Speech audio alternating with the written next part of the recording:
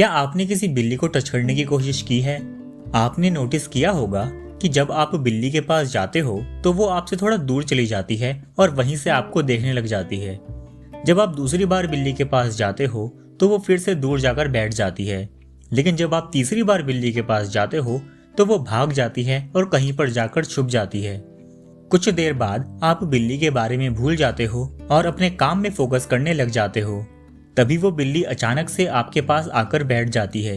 ये चीज इस बात को शो करती है कि जब आप किसी को चेज करते हो, किसी चीज के पीछे भागते हो, तो वो चीज आपसे दूर जाती रहती है। लेकिन जब आप उस चीज को अकेला छोड़ देते हो, उसके पीछे नहीं भागते, तो वो आपके पास आ जाती है। हमें ये बात सुनने में अजीब लगेगी क्योंकि हम बचपन से ही सुनते आ रहे हैं कि efforts is the key to success. ये बात सच है कि अपने गोल्स अचीव करने के लिए हमें मेहनत से काम करने की जरूरत होती है, लेकिन इस स्टोरी की एक दूसरी साइड भी है जहां पर अप्लाई होता है the law of reversed effort. So what is law of reversed effort? Law of reversed effort show करता है कि हमारी लाइफ में कई सिचुएशंस ऐसी बनती है जहां पर हम जितनी ज्यादा मेहनत करें हमें उतने ही कम आउटकम्स मिलते हैं, उतने ही कम डिजायर्ड रिजल्ट्स मिलते हैं। The more we try the worse it gets. लेकिन अगर हम ट्राई करना कम कर देते हैं तो हमें थोड़े रिजल्ट्स भी मिलने लग जाते हैं। इसका मतलब है कि अपना गोल अचीव करने के लिए हमें सिर्फ काम करने की ही जरूरत नहीं होती, बल्कि कई बार हमें काम करने से बचना भी चाहिए। लेकिन ये जानने के लिए कि कहाँ पर काम करना है और कहाँ पर नहीं, हमें अपनी इंटेलिजेंस और स्किल्स का यूज करना चाहिए। इस वीडियो में हम अपने हैप्पीनेस के पीछे भागने वाले व्यू पॉइंट को डिस्कस करेंगे। Best selling author mark Manson ने कहा है कि wanting a positive experience is a negative experience, accepting a negative experience is a positive experience। यानी कि हम जितना ज्यादा खुशियां पाने की कोशिश करेंगे हम उतना ही ज्यादा कम खुश रहेंगे, क्योंकि हम बार बार यही सोचते रहेंगे कि हमारी लाइफ में खुशियां नहीं है। लेकिन जब हम ऐसे सोचेंगे कि जो भी चीजें हमारे पास है वही हमारे लिए काफी है, तब हमें खुशियां मिल जाएंगी। यही है लॉ ऑफ रिवर्स्ड एफर्ट। लेकिन इस वीडियो में हम इस लॉ को समझेंगे परफॉर्मेंस, अचीविंग गोल्स और ओवरकमिंग आवर फियर्स के व्यू पॉइंट से। लॉ ऑफ रिवर्स्ड एफर्ट के बारे में पहली बार बात की थी इंग्लिश राइटर एंड फिलोसोफर अल्डोस हेक्सली ने। उन्होंने कहा था कि हम प्रोफिशिएंसी अचीव कर सकते हैं by combining relaxation and activity. हम जितना ज्यादा कोशिश करेंगे किसी काम को करने की, उतना ही हम उस काम में कम सक्सेसफुल होंगे।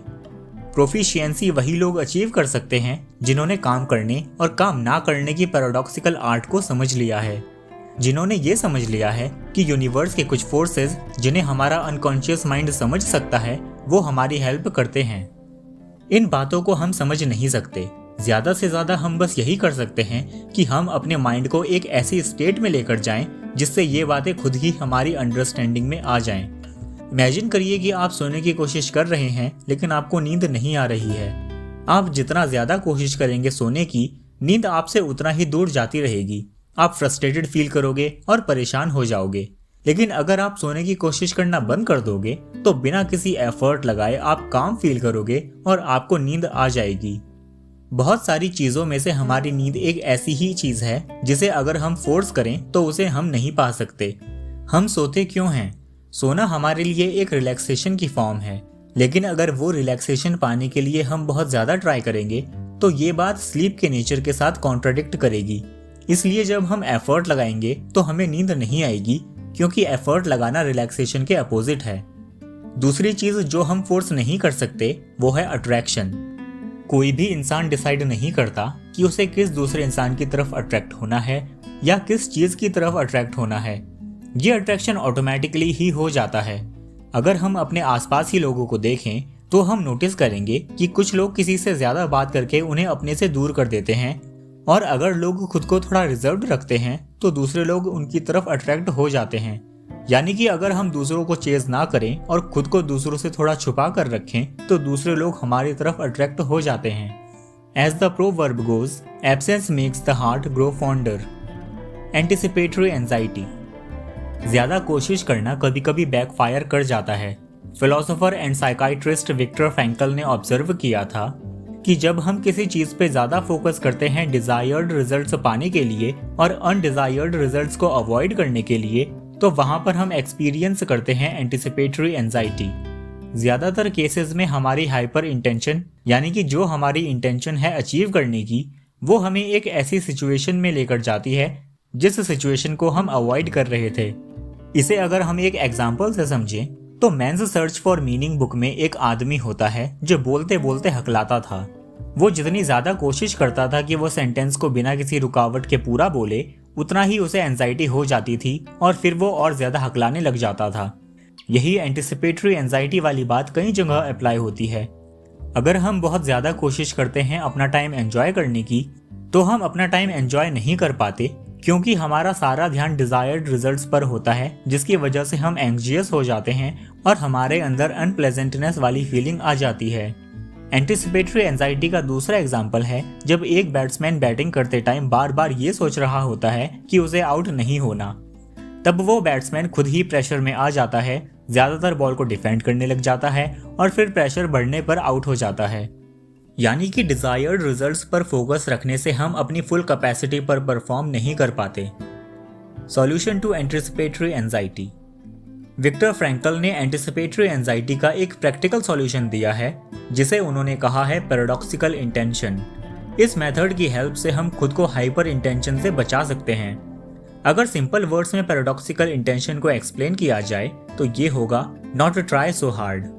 पैराडॉक्सिकल इंटेंशन मेथड अप्लाई करके हम अपने फोकस एरिया को डिजायर्ड रिजल्ट्स के दूसरी ओर शिफ्ट कर सकते हैं। यानी कि अब हमें अपना फोकस डिजायर्ड रिजल्ट्स पर नहीं रखना, बल्कि हमें बस ये सोचना है कि काश हमारे साथ वही हो जाए जो हम नहीं होने देना चाहते हैं। जब हम सोचेंगे कि वही चीज हो जाए जो हम पहले नहीं होना देना चाहते थे, तब हमें एंजाइटी नहीं होगी, क्योंकि हमारे अंदर डर नहीं होगा कि वो चीज हो गई तो क्या होगा। तो अगर हम सोचेंगे कि अगर हमें नींद नहीं भी आई तो भी कोई प्रॉब्लम नहीं है, तो हमें नींद ना आने की वजह से एंजाइटी नहीं होगी, हम काम फील करेंगे और सो जाएंगे। अगर एक बैट्समैन सोचेगा कि कोई प्रॉब्लम नहीं है अगर वो आउट हो भी गया तो वो रिलैक्स फील करेगा और उसका शॉट सिलेक्शन भी बेहतर होगा। Conscious and unconscious mind. Car चलाना सीखना एक फ्रस्ट्रेटिंग एक्सपीरियंस हो सकता है। ड्राइविंग सीखने के लिए कई लेसन्स लेने पड़ते हैं और अच्छे से कार चलाने में कई दिन लग जाते हैं। एक ऐसा इंसान जिसे ड्राइविंग का ज्यादा एक्सपीरियंस नहीं है, उसके लिए कार को कंट्रोल करना एक अननेचुरल और कॉम्प्लिकेटेड टास्क हो जाता है जब वो रोड के ट्रैफिक को देख रहा होता है। अगर आप ऑटोमेटिक कार नहीं चला रहे हो तो आपको ध्यान रखना है कि आप एक्सेलरेटर, ब्रेक और क्लच तीनों पैडल को कब और कितना दबा रहे हो। साथ ही आपको आगे और रियर व्यू मिरर की हेल्प से पीछे के ट्रैफिक पर भी अपनी नजर रखनी है।